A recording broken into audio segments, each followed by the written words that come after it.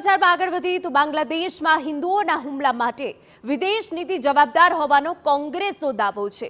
ભાજપ સરકારની વિદેશ નીતિ અંગે શક્તિસિંહ ગોહિલના ચાબખા।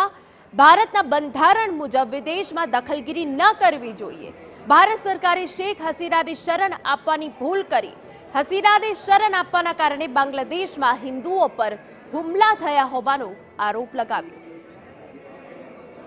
कि बांग्लादेश में विद्रोह थाय अने शेख हसीना ने शू काम अपना देश में भाई तमे लई आव्या?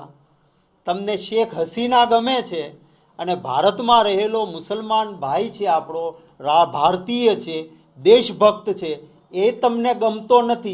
शेख हसीना ने तमे अहींया लई आव्या, एना कारणे बांग्लादेश में हिंदुओ सामे, भारतीयों सामे एक जबरदस्त आक्रोश ऊभो थयो अने आजे बांग्लादेश में हिंदुओ मार खाए, मंदिरों लूंटाय, तूटे अने भाजपनी केन्द्रनी सरकार ना 56 इंचनो सीनो बतावे, ना लाल आँख करे